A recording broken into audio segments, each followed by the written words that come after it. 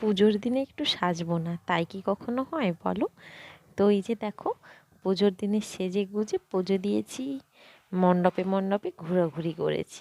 তো চলো সব মিলিয়ে আজকে সবাইকে জানাই সরস্বতী পুজোর আন্তরিক প্রীতি, শুভেচ্ছা, অভিনন্দন ও ভালোবাসা। তো পুজোর দিনটা কেমনভাবে কাটালাম সব মিলিয়ে তোমাদের সঙ্গে একটা ব্লগ শেয়ার করব। আশা করছি তোমাদের খুব ভালো লাগবে। তো সকাল থেকে সন্ধে পর্যন্ত একটা ব্লগ। গুড মর্নিং, কেমন আছো তোমরা সবাই? আশা করছি সবাই খুব ভালো আছো, আর আমি তো অনেক অনেক অনেকটা ভালো আছি।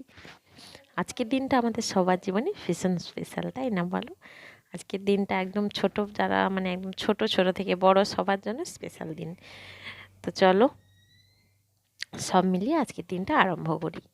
তো এই যে দেখো, সকাল সকাল উঠেই একদম স্নান টান সেরে রান্নায় বসে গেছি, কারণ সরস্বতী পুজোর দিন বাড়িতে একটু খিচুড়ি হবে না, তা কি কখনো হয় বলো? তো খিচুড়িটা হতেই হবে। আর সঙ্গে আলু ভাজা বেগুন ভাজা না হলে তো খিচুড়িটা অসম্পূর্ণ। মানে আমাদের বাঙালিদের কাছে আলু ভাজা বেগুন ভাজা খিচুড়িটাই বেস্ট, তাই না?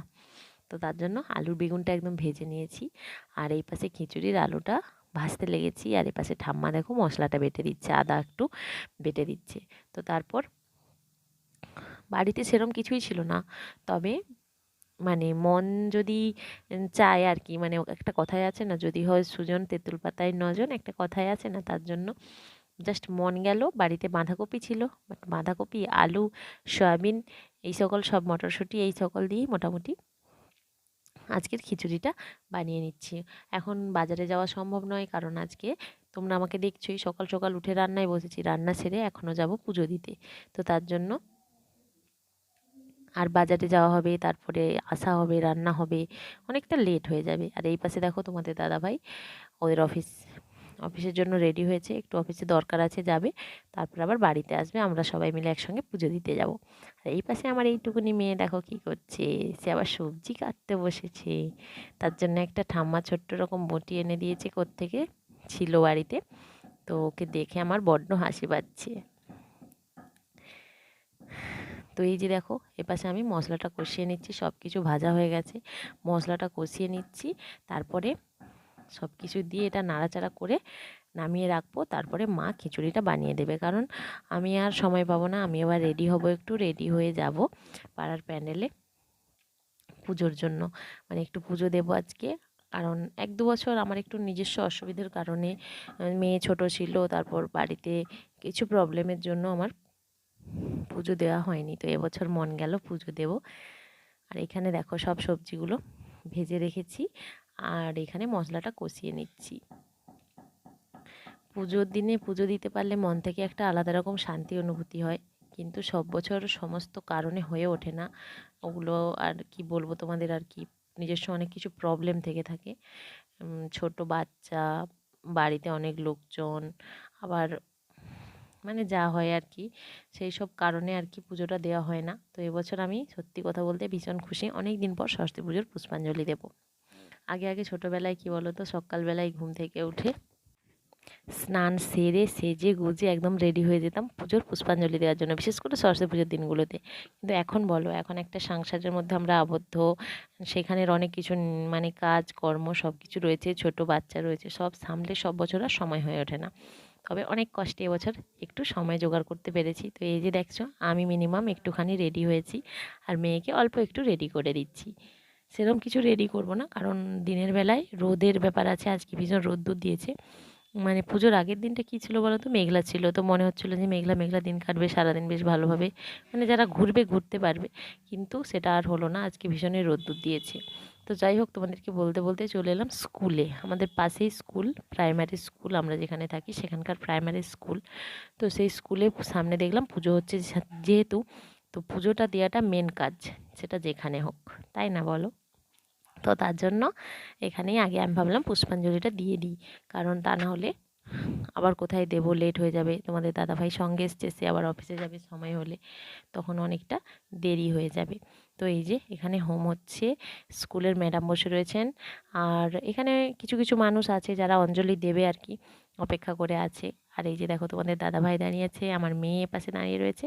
তো সব মিলিয়ে এখনও পুজো হচ্ছে, পুষ্পাঞ্জলি হয়নি। তারপরে এই যে আমি পুষ্পাঞ্জলি দিতে লেগেছিলাম, আমার মেয়ে দাঁড়িয়ে দাঁড়িয়ে আমার মুখের দিকে তাকিয়ে আছে, দেখো চোখ বন্ধ করে রয়েছিলাম তো তার জন্য আমার মুখের দিকেই তাকিয়ে রয়েছে। তো যাই হোক, ঠাকুরের কাছে অঞ্জলি দিচ্ছিলাম। এই পাশে হোমটাও প্রায় শেষের মাথায় আর কি, হোমটাও শেষ হয়ে এসেছিলো। আমার মেয়ে তো এপাশে ছটপট ছটপট ছটপট। সত্যি কথা বলতে কি বলো তো, এবারে পুজো দিতে গিয়ে ছোটোবেলাটাকে বড্ড ভীষণ মিস করছিলাম। আসলে ছোট থেকে বড় বলা যায়, কলেজ লাইফ পর্যন্ত বড্ড মিস করছিলাম, কারণ সেখানে পুজো দেওয়ার ব্যাপারটা একটু অন্যরকম ছিল। সব বন্ধু বান্ধবী মানে সবাই মিলে একটা একসাথে ঘুরতে যাওয়া, সে দিনগুলো মানে একটু অন্যরকম অন্যরকম ফিলিংস, তাই না বলো? তো যাই হোক, অনেক দিন পর পুজো দিয়ে আজকে মানে মনে মনে হয় যে সেই ফিলিংসটা মনে হচ্ছে, ভালো লাগা একটা মনের মধ্যে কাজ করছে, তাই না বলো? তো যাই হোক, সব বাদ দিয়ে এখন পুজোটা সমাপ্ত হয়েছে।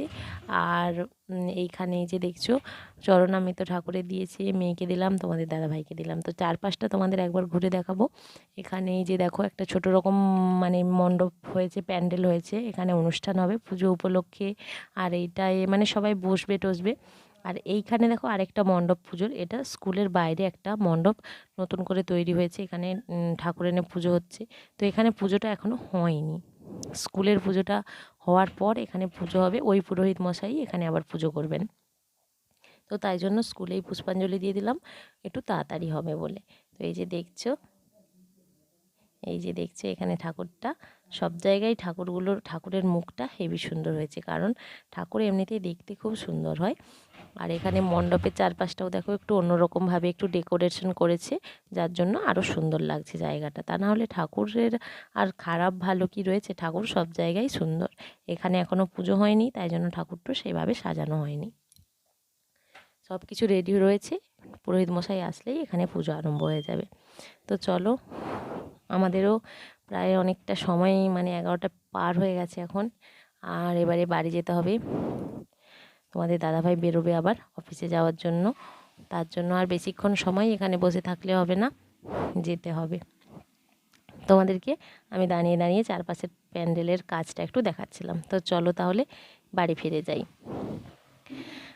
বাড়ি এসে আর কতক্ষণই বা বসবো, চেঞ্জ করে তোমাদের দাদাভাইও খেতে লেগেছে, আর আমিও ভাবলাম খেয়ে নিই, কারণ সকাল থেকে কিছু খাওয়াও হয়নি পুজো দেবো বলে।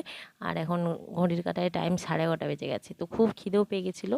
আলু ভাজা, বেগুন ভাজা, খিচুড়ি নিয়ে একদম কতক্ষণই বা অপেক্ষা করা যায় বলো, বসে গেলাম খেতে। খুব খিদেও পাচ্ছিলো।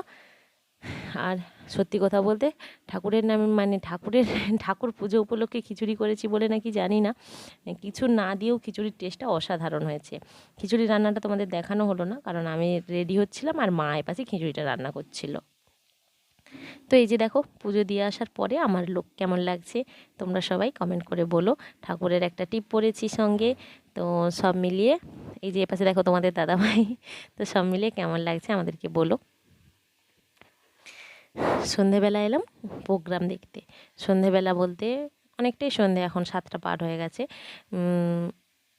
পুষ্পাঞ্জলি দেওয়ার পর থেকে তোমাদের সঙ্গে অনেকটা টাইম পর আবার এলাম, কারণ একটু ঘুম, বাড়ির কাজ সব মিলে টাইমটা কেটে গেছে। তারপর সন্ধেবেলা এখানে প্রোগ্রাম হবে তোমাদের বললাম, তো সেই উপলক্ষে এলাম একটু। দেখো অনেক লোক এসছে, সবাই মিলে এখানে অনুষ্ঠান দেখছে বসে বসে। সান্ধ্যকালীন যে নৃত্য প্রতিযোগিতা এইগুলো হয় আর কি, সেইগুলো হচ্ছে, সেইগুলো দেখছিলাম।